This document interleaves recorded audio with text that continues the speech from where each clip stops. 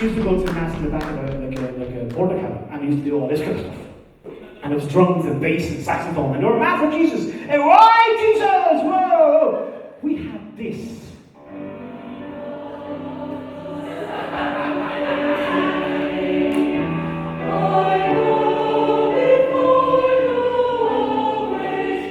Okay, like, how is that going to entice you to go to mass week in and week out? And what they're doing is now they're changing it to trap people. People like me who only go to like a wedding, you know, or a confirmation, right? And they trick it, they change shit. So you go and they say, let us pray, and like half of the fucking crowd sits and half stands, and some poor bastard is kneeling and shit like that. And the priest is there, why do I even fucking bother? None of you people know what's going on. And they're changing it to catch you out. Because it used to be, what did he used to say? Peace be with you. And also with you. No. If you get caught saying that now, you get booted out. Peace be with you. And also with your spirit. Changing it all to catch you. They give you dirt to hear you say, it's all changed. Who knew? It's like, you know, I'd love to stand outside like Ferrybank Church on a Sunday. Do you know Ferrybank Church? Like, what time is Mass in Ferrybank on a Sunday? Anybody know? No, of course you don't. Of course you don't. On the Thursday, the first one I did this, there's a guy, very, very famous Ferrybank president, big in the GAA, and he just shouted, past! Yeah, fair enough. I'd love to go over, you know, they're all parking on top of each other in the fucking field and everything, and just interview them as they leave, and they say, hey, how was that for you? Oh, just grand.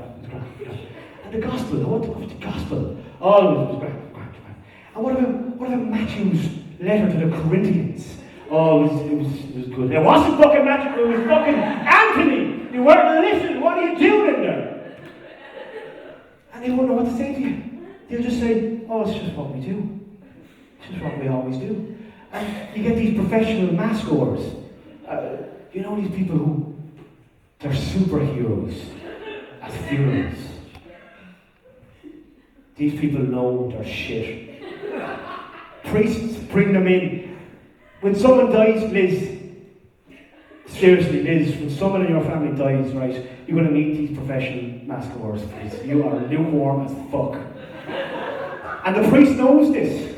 And he's going to say, you better bring in some of the professional mass goers who are going to know what to do during the decade of the rosary. You're sitting there around the coffee. And the priest starts the Our Father. And in the silence, we don't know what to do because...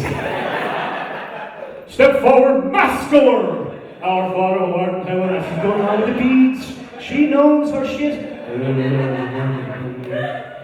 I'm sitting here kind of half intrigued by this kind of stuff. I'm thinking, the priest, it's like 9. She's up around like 11. I'm getting into this. I'm starting to count with my fingers. Because I figure there could be a silent scene and I might have to step forward here. Do you know what I mean? But professional mass goer once she stops. And then there's a silence again where everybody looks around. I swear to God, the biggest shock ever caused in my family was when my brother jumped forward and stepped forward in Our Father. People looked at him, the priest even looked at him and said, the fuck did you do that?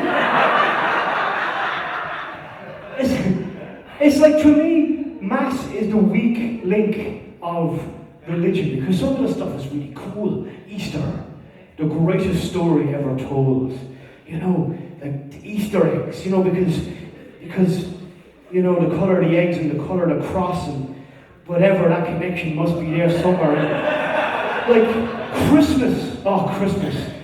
You know what, if I ever did a show again, I'm going to do a whole show dedicated to Christmas, because I'll tell you what, Christmas Eve in Waterford, we're all, the hell is full, heaving, shopping bags all over the place, we're all getting really, really drunk. And we go home and the kids are bouncing all over the place on coke, but they're excited because tomorrow is Jesus' birthday.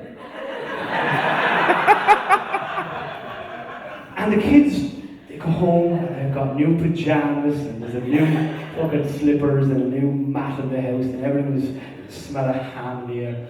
and the parents are pissed. Totally and utterly pissed. And they send the kids to bed at like 6 o'clock. Go to bed, because you got to go to bed early because Santa Claus will be watching you. And then they sit down and they have another bottle and they go, fuck, thank God all that stuff was done. And then they remember the bike in the attic. Bastard thing is not even made yet. He has to climb up pissed. The poor child wakes up to Allen keys and half a bike with a letter from Santa Claus saying, sorry kiddos, I've got a hell of a night. But that's the essence of Christmas, you know, it's fantastic. I actually remember my parents once, I got a letter from the Tooth Fairy. Sorry, darn, that we're 3 weeks late. But here's £5. Son of a